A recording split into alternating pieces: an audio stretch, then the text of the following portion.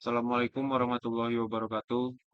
Perkenalkan, nama saya Fitri Ahmad Yasin dengan NIM 230171102. Di video ini saya akan menjelaskan rangkuman yang telah dipelajari selama semester 4 di mata kuliah Sistem Manajemen Database. Saya berada di kelas A3. Yang pertama itu ada pengertian dari data dan informasi. Data adalah kumpulan fakta mentah atau nilai-nilai yang belum mengalami pengolahan.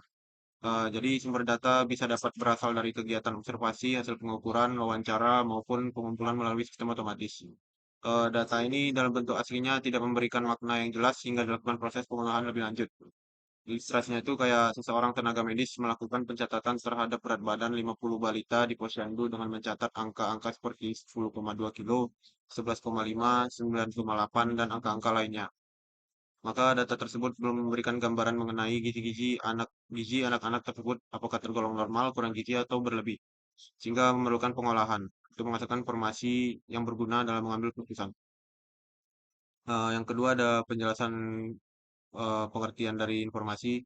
Informasi merupakan output dari proses pengolahan data yang telah melalui tahap penyusunan, analisis, dan interpretasi sehingga memiliki nilai makna dan manfaat bagi pengguna dalam proses pengambilan keputusan. Informasi mampu menjelaskan aspek apa, siapa, kapan, di mana, dan bagaimana dari data yang ada. Ilustrasinya seperti saat seorang pendidik melakukan pencatatan kehadiran murid setiap hari dalam periode 1 bulan.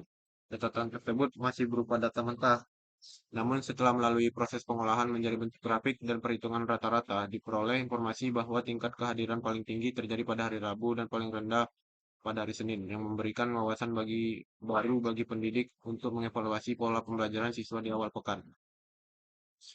Kemudian ada perbedaan data dan informasi.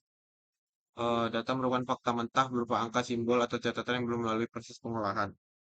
Meru- eh, Sedangkan informasi adalah hasil pengolahan data yang telah memiliki makna dan kegunaan berbentuk ringkasan, laporan, grafik, atau kesimpulan. Kemudian ada pengertian database.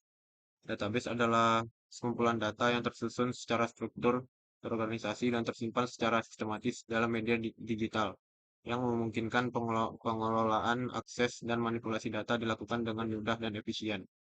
Kemudian ada definisi dari berbagai referensi mengenai database.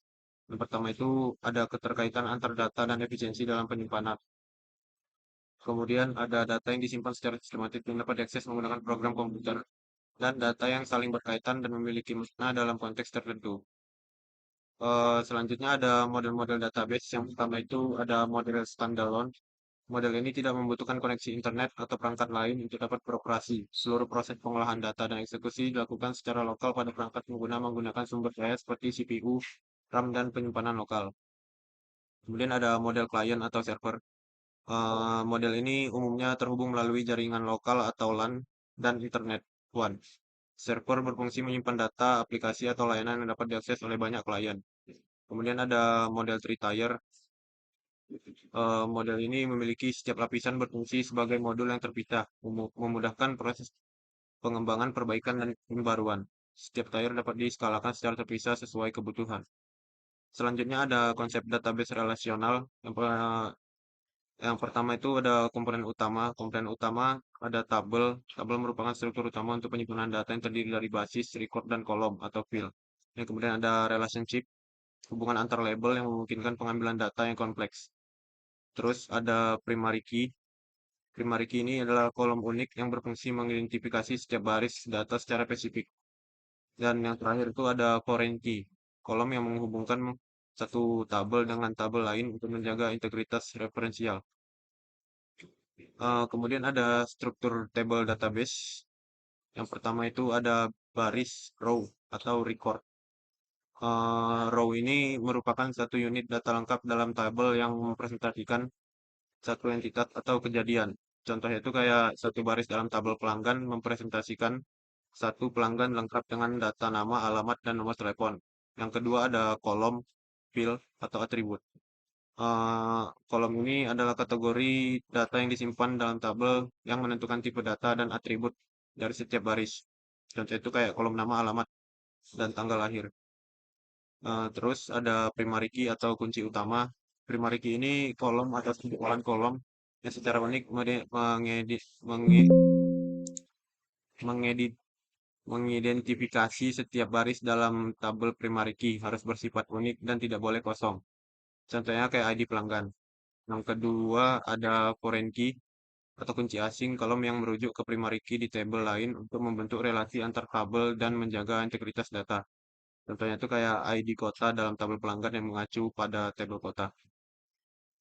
Yang ketiga ada tipe data kolom.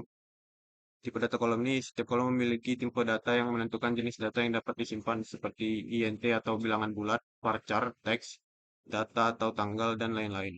Yang terakhir ada constraint atau pembatasan. Pembatasan ini aturan tambahan yang diterapkan pada kolom atau tabel yang memastikan validitas data seperti not null atau kolom harus diisi unique. Isi datanya itu nilai yang harus unik dan cek itu nilai harus memenuhi ke kondisi tertentu. Jadi sekian dari presentasi saya. Assalamualaikum warahmatullahi wabarakatuh.